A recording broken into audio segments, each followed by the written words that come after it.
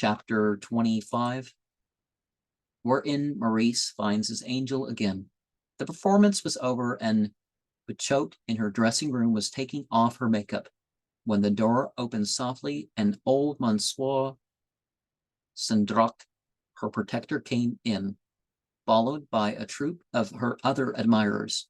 Without so much as turning her head, she asked them what they meant by coming and staring at her like a pack of imbeciles, and whether they thought they were in a tent at the New Illy Fair, looking at the freak woman.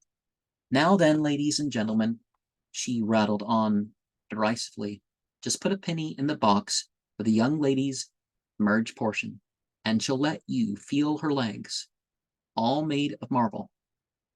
Then, with an angry glance at the admiring throng, she exclaimed, "Come, off you go, look alive." She sent them all packing, her sweetheart Theophile among them, the pale-faced, long-haired, gentle, melancholy, short-sighted, and dreamy Theophile. But, recognizing her little Maurice, she gave him a smile. He approached her, and, leaning over the back of a chair on which she was seated, congratulated her on her playing and singing, duly performing a kiss at the end of every compliment.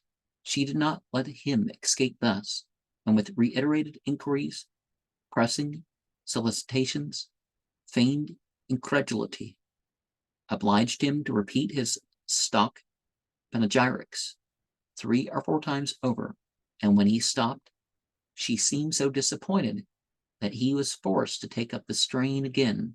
Immediately, he found it trying, for he was no connoisseur, but he had pleasure of kissing her plump, curved shoulders, all golden in the light, and of catching glimpses of her pretty face in the mirror over the toilet table.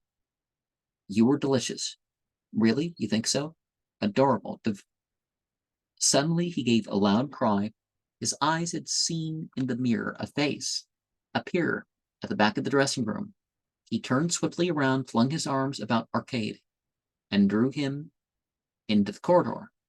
"What manners!" exclaimed Buchote, grasping, but pushing his way through a troop of performing dogs and a family of American acrobats. Young d'Esperville dragged his angel towards the exit. He hurried him forth into the cool darkness of the boulevard, delirious with joy and wondering whether it was all too good to be true. "Here you are," he cried. "Here you are. I've been looking for you a long time, Arcade, or Mirar, if you like, and I have found you at last, Arcade. If you have taken my guardian angel, you have taken my guardian angel from me. Give him back to me, Arcade. Do you love me still?" Arcade replied that in accomplishing the super angelic task he had set himself, he had been forced to crush underfoot friendship, pity, love, and all those feelings which tend to soften the skull, and that, on the other hand, his new state, by exposing him to suffering and privation, disposed him to love humanity, and that he felt a certain mechanical friendship for his poor Maurice. "Well then," exclaimed Maurice, "if only you love me, come back to me, stay with me. I cannot do without you. While I had you with me, I was not aware of your presence, but sooner did you depart than I felt a horrible blank. Without you, I am like a body without a soul. Do you know that in the little flat in the Rue de Rome, with Gilbert by my side, I feel lonely. I miss you sorely, and long to see you, and to hear you as I did that day when you made me so angry. Confess I was right, and that your behavior on that occasion was not that of a gentleman, that you of so high an origin, so noble a mind, could commit such an indiscretion is extraordinary. When one comes to think about it, Madame de Appels has not yet forgiven you. She blames you for having frightened her by appearing at such an inconvenient moment, and for being insolent and forward while hooking her dress and tying her shoes. I have forgotten everything. I only remember that you are my celestial brother, the saintly companion of my childhood. No, Arcade, you must not. You cannot leave me. You're my angel. You're my property. Arcade explained to young d'Espervu that he could no longer be guiding angel to a Christian, having himself gone down into the pit, and he painted a horrible picture of himself. He described himself as breathing hatred and fury, in fact, an infernal spirit. All nonsense, said Maurice, smiling, his eyes big with tears. Alas, our ideas, our destiny, everything tends to part us, Maurice, but I cannot stifle the tenderness I feel for you, and your candor forces me to love you. No, sighed Maurice. You do not love me. You have never loved me. In a brother or sister, such indifference would be natural. In a friend, it would be ordinary. In a guardian angel, it is monstrous. Arcade, you are an abominable being. I hate you. I've loved you dearly, Maurice, and I still love you. You trouble my heart, which I deemed encased in triple bronze. You show me my own weakness.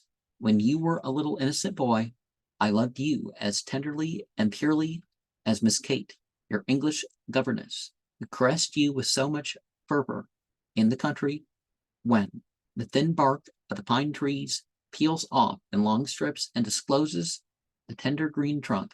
After the rains, which make the fine sand run on the sloping paths, I showed you how with that sand, those strips of bark, a few wild flowers, and a spray of maidenhair fern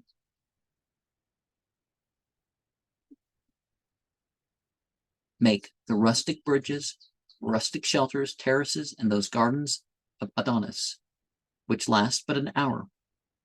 During the month of May in Paris, we raised an altar to the Virgin, and we burned incense before it, the scent of which, permeating all the house, reminded Marceline, the cook of her village church, and her lost innocence, and drew from her floods of tears. It also gave your mother a headache. Your mother, who, with all her wealth, was crushed with the ennui that is common to the fortunate ones of this world. When you went to college, I interested myself in your progress. I shared your work and your play. I pondered with you over arduous problems in arithmetic. I besought the impenetrable meaning of a phrase of Julius Caesar. What fine gems of prisoners, base and football, we had together. More than once did we know the intoxication of victory, and our young laurels were not soaked in blood or tears. Maurice, I did all I could to protect your innocence, but I could not prevent your losing it at the age of 14. Afterwards, I regretfully saw you loving women of all sorts, of diverse ages, by no means beautiful, at least in the eyes of an angel. Saddened at the sight, I devoted myself to study. A fine library offered me resources rarely met with. I delved into the history of religions. You know the rest. But now, my dear Arcade, concluded young d'Espervu, you have lost your position, your situation. You are entirely without resource. You have lost caste. You are off the lines, a vagabond, a barefooted wanderer. The angel replied bitterly that after all he was a little better clad at present than he was, wearing the slops of a suicide. Maurice alleged in excuse that when he dressed his naked angel in the suicide slops, he was irritated with that angel's infidelity. But it was useless to dwell on the past or to recriminate. What was really needful was to consider what steps to take in future. And he asked, Arcade, what do you think of doing? Have I not already told you, Maurice, to fight with him who reigns in the heavens, dethrone him and set up Satan in his stead? You will not do it. To begin with, it is not the opportune moment. Opinion is not with you. You will not be in the swim, as Papa says. Conservatism and authority are all the go nowadays. We like to be ruled, and the President of the Republic is going to parley with the Pope. Don't be obstinate, Arcade. You are not as bad as you say. At bottom, you are like the rest of the world. You adore the good God. I thought I had already explained to you, Maurice, that he whom you consider God is actually but a demiurge. He is absolutely ignorant of the divine world above him, and in all good faith believes himself to be the true and only God. You will find in the history of the church by Monsignor Dusna, Volume 1, page 162, that this proud and narrow-minded demiurge is named Yaldabaoth, my child, so as not to ruffle your prejudices and to deal gently with your feelings in future. And that is the name I shall give him. If it should happen that I should speak of him to you, I shall call him Yaldabaoth. I must leave you. Adieu. Stay, I cannot. I shall not let you go thus. You have deprived me of my guardian angel. It is for you to repair the injury you have caused me. Give me another one. Arcade objected that it was difficult for him to satisfy such a demand, that having quarreled with the sovereign dispenser of guardian spirits, he could obtain nothing from that quarter. My dear Maurice, he added, smiling, ask for one yourself from the Aldebaoth. No, no, no, claimed Maurice. You've taken away my guardian angel. Give him back to me. Alas, I cannot. Is it, Arcade, because you are a revolutionary that you cannot? Yes. An enemy of God? Yes. A satanic spirit? Yes. Well then, exclaimed young Maurice, I will be your guardian angel. I will not leave you. And Maurice de Esprevu took Arcade to have some oysters at Put's. Now, part of the thing of the Archangel story, the guardian angel story here, is that once one does the bodily sins, the mind can be led in other directions, because the body, that he rebelled with his body, and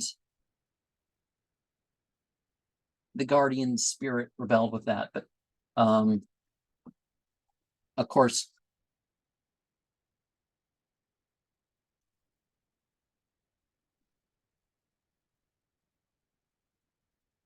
yeah, we got to be careful over reasoning things, because other things can result from whatever flaws in those reasonings exist.